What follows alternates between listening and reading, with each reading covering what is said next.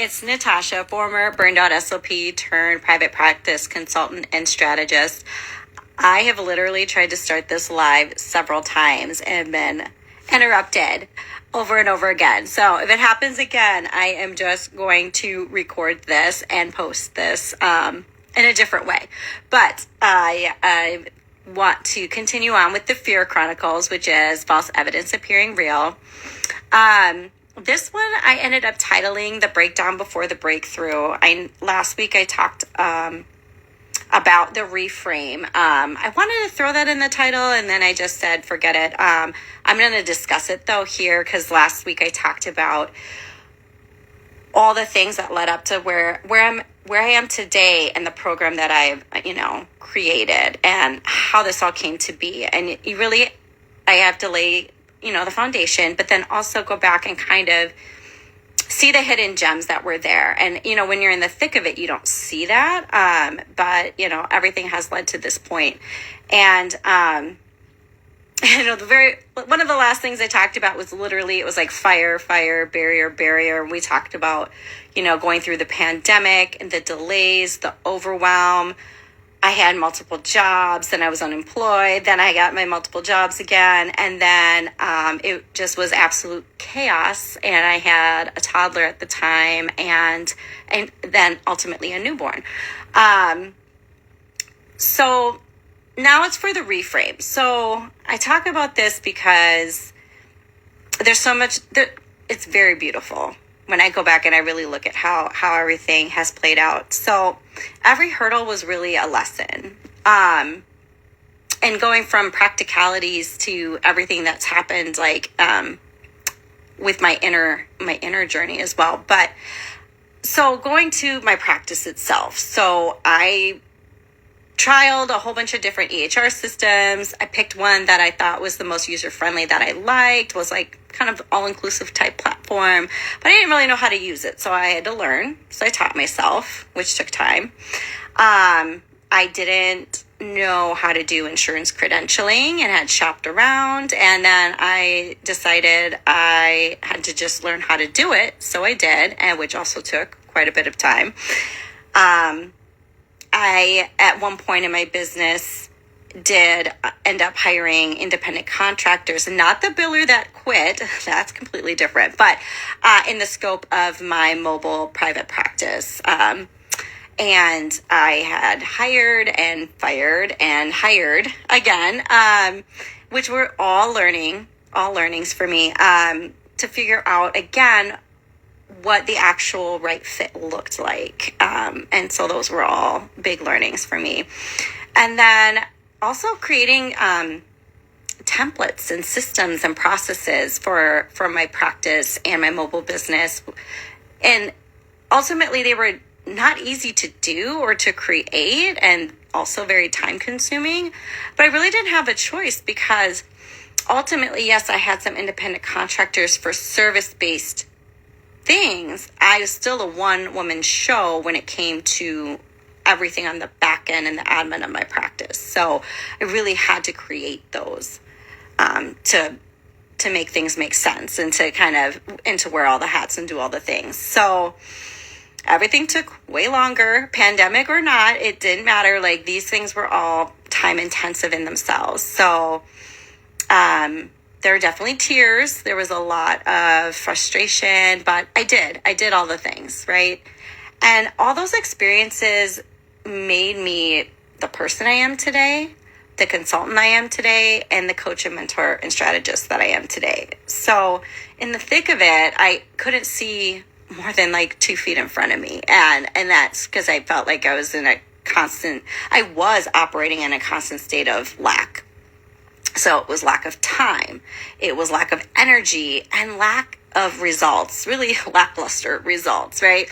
I wasn't where I wanted to be or where I thought it would be at that point in time. And personally, inside, I was struggling, but then it was destroying my relationships, especially at home. I was short-tempered.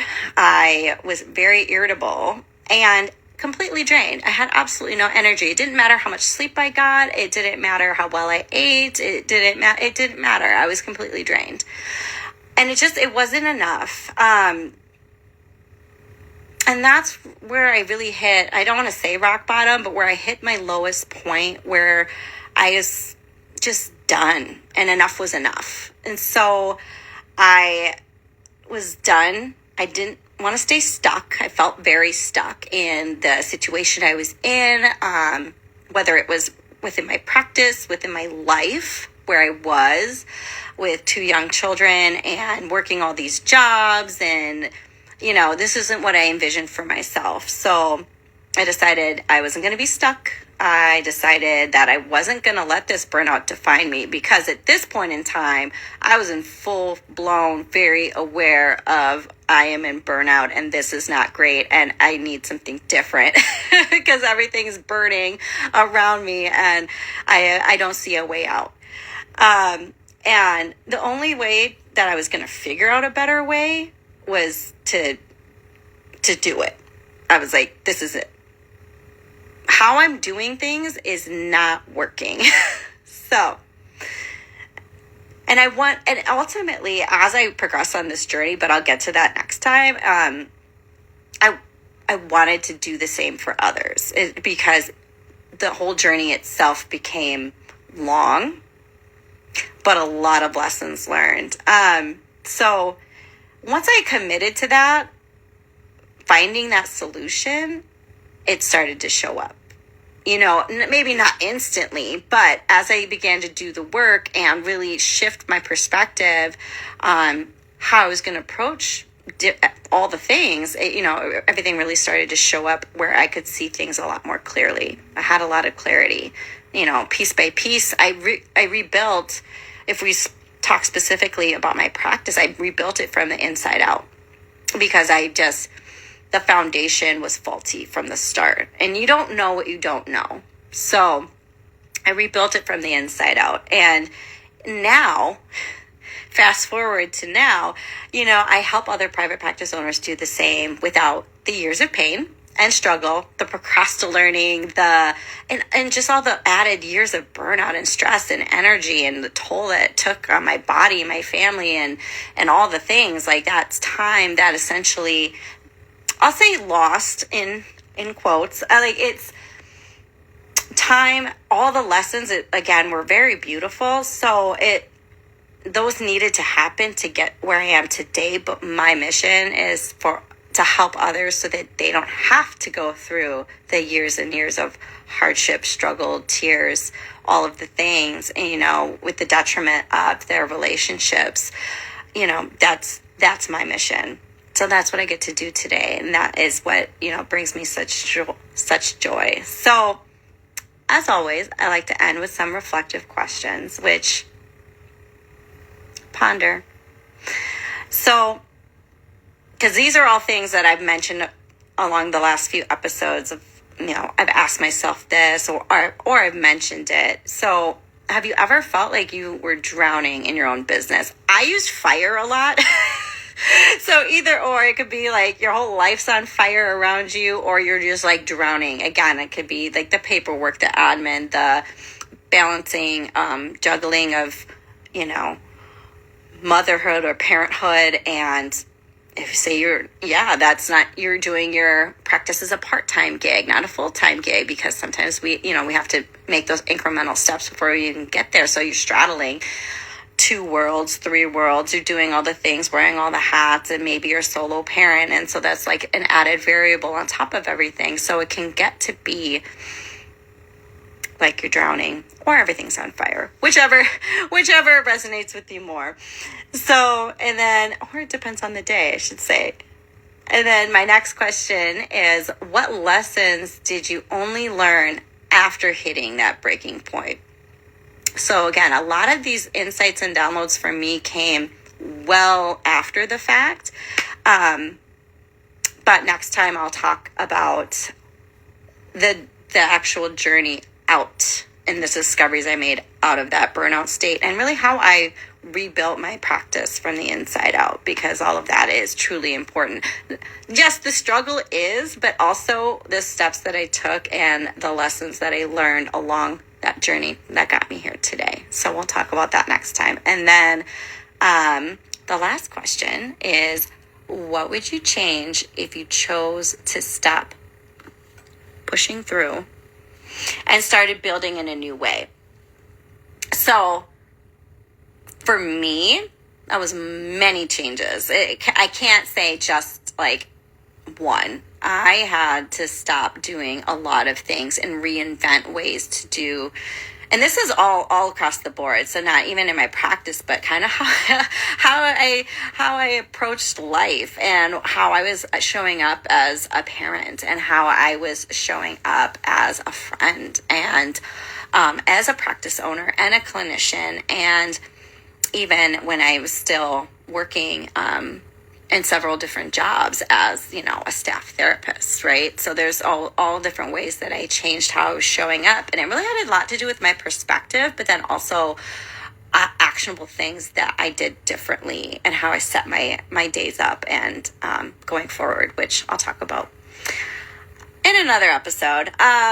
So if this again resonates with you, I would love to help you start turning your breakdown into a breakthrough. So I talk about breakthrough a lot because I really feel like that's like the best descriptor of this journey from burnout to breaking through that, because it's like an onion.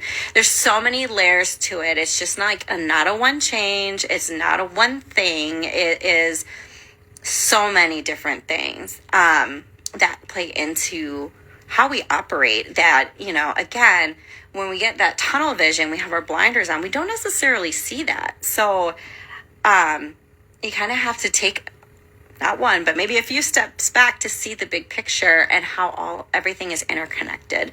So I'd love to help you do that. And as always, I invite you to take the Practice Breakthrough Assessment. You can DM me Breakthrough, you can comment, you can shoot me an email. It doesn't matter. I will answer, and I'll send you the link. Again, it's like a personalized roadmap with a questionnaire that you fill out, send to me. And what I do is I provide that customized feedback with a video, a recorded video, a scorecard, and then if you would like, then also a phone call as well to kind of discuss things further, but with actionable steps to get you from, breakdown to breakthrough. It's really probably the quickest way if you want some more immediate results, is to do it that way through my Practice Breakthrough Assessment. So I will be on again next week. I haven't decided exactly what I'll talk about, but it will be the journey out. I'm not sure, again, how many episodes I'm doing so far. So that is to be determined, because I don't want these to be too long, but I also don't want to have 1,000 episodes. It won't be 1,000, but I don't want to have that many episodes either. So work in progress. But just know you don't have to keep doing this alone. And I hope that, me sharing my journey helps even one person. But just know I've got you. You can DM me. You can ask questions. I'm happy to help. See you next time.